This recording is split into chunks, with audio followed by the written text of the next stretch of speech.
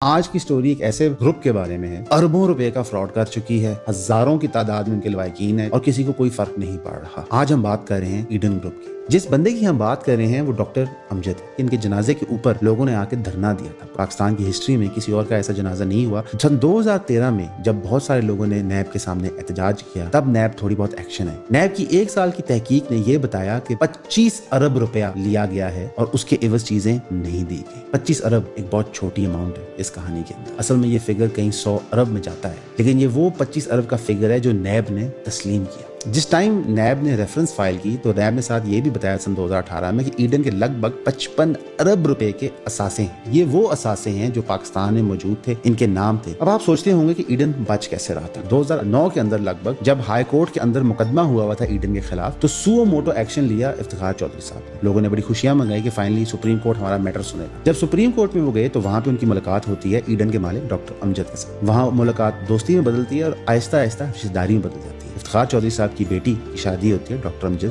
के बेटे के साथ। अब आपकी जो घर बहू हो वो चीफ जस्टिस ऑफ पाकिस्तान की बेटी हो, तो ये कैसे हो सकता है कि आपको कोई हाथ भी दे। फाइनली जो इनके खिलाफ नैब में मुकदमात और रेफरेंस बनते हैं वो उस टाइम पे बनते हैं जब नैब आशियानिया के अंदर फवाद हसन फवाद को, आहद चीमा को और पैरागॉन सिटी स्कैम के अंदर ख्वाजा बादरान को पकड़ रही होती है। तो फिर चलो यार इनको भी साथ एडजस्ट कर लेते हैं। अब आप सोच रहे होंगे फाइनली इतने सालों के जो लवाकिन हैं जिनके 25 अरब रुपए देने हैं, उनको कोई ना कोई अजाला मिल गया, लेकिन ये नहीं होता।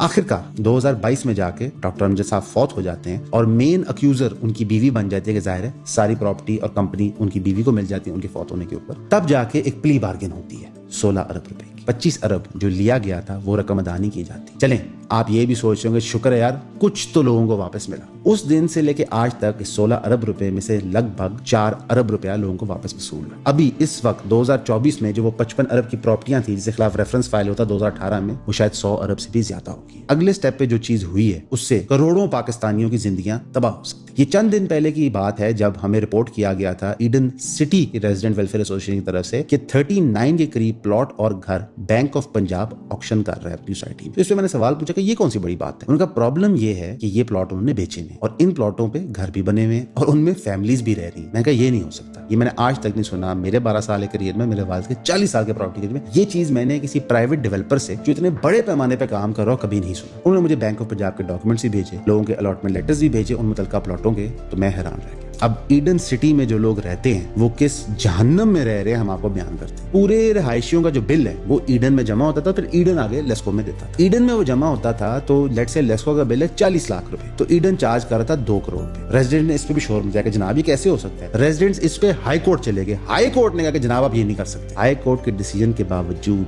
आज भी ईडन ओवरचार्ज कर रहा है। और जो रेजिडेंट कहता है कि मैं ओवरचार्ज बिल नहीं पे करूंगा तो लोकल बदमाशों को बुला के उसका मीटर काट दिया जाता है। अरबों रुपया डेवलपर कमाता है, अरबों बिलियनियर्स बन जाते हैं, फरारियां लेते हैं, लैम्बोर्गिनियां लेते हैं, इनके महल देखा करें, इनकी बाहर रहना सहना देखा करें। और जिन लोगों के सर पे ये पैसा कमाते हैं उनको ये कुछ नहीं समझते, कुचल के रख देते हैं। डॉक्टर अमजद साहब की इतना बुरा आउटकम हुआ जिंदगी का, उसके बावजूद उनकी फैमिली नहीं सीखी। वो अभी भी लोगों को दबाते हैं। ना ईडन वालों को पैसे वापस मिले, ना उनको उनके राइट्स मिले। हमारे सर शर्म से झुक जाने चाहिए। फिर आप किस मुंह से कहते हैं कि पाकिस्तान में सरमायाकारी करें। इमरान खान साहब ने कहा था हम करप्शन खत्म करेंगे। सर ये है वो करप्शन जो अवाम को मारती है। हम जो मेहनत मजदूरी करके ये प्लॉट ले लेते हैं, गाड़ी लेते हैं, हमारे दिलो जान तो यहाँ अटके होते हैं। नोचते हैं ये एलीट आपकी बोटियां। फिर आप सोचते हैं कि लोगों को बड़ी गाड़ियों से नफरत क्यों है, लोग काजी फाइसाई गाड़ी के पीछे क्यों भागते हैं, लोग अब हिसाब क्यों ले रहे हैं। हम आपको बता रहे हैं, कई महीनों से बता रहे हैं कि ये टिकिंग टाइम बॉम्ब। हमने एक कॉल दी, एक वीडियो में एक्सीडेंटली यार किसी का कोई फ्रॉड है तो बता दो, हमारे इनबॉक्स भर गए, लेकिन मीडिया भी इन डेवलपरों को हाथ नहीं डालेगा। सन 2011, 12 और 13 में मुख्तलिफ मैगजीन्स ने ईडन को बेस्ट डेवलपर का अवार्ड दिया। लोग इनको अपने शोज में बुलाते थे पूछने के लिए कि सक्सेसफुल बिजनेसमैन कैसे होते हैं। हम आपको पिटते हैं, कोई बिजनेसमैन नहीं है पाकिस्तान में, ये सारे कसाई हैं, ज़बा करते हैं। कारोबार जो हलाल का करता है ना, उसके पास फुर्सत नहीं होती जाके अवार्ड लेने की। 24 घंटे में से वो 36 घंटे काम कर रहा होता है। अगर इस ईडन की स्टोरी से आपने कुछ सीखना है तो 2 चीजें सीखें। पैसे वाला बड़ा आदमी नहीं होता, उसको कभी सोचना भी नहीं। और दूसरी चीज समझे, हर अरूज का ज़वाल। आज ईडन के मालकान शहर में नहीं घूम सकते। ईडन के मालिक के जनाजे पे उसकी औलाद नहीं आई थी इसी डर से कि वहां लोग मारेंगे। पैसा वही है जो हक हलाल से कमाया जाए। दुनिया से मैं और आप जब जाएंगे तो खाली हाथ जाएंगे। पैसे की लालच मुश्किल होती है। मेरी 32 साल उम्र है, कई लालचें, कई गलतियां करके मैं आपको ये बता रहा हूं। इस दलदल में मत पड़े। वक्त वही कीमती है, वही अच्छा है जो अल्लाह की राह में और इंसान की बेहतरी की राह में लगाया जाए। अजर उसी चीज का।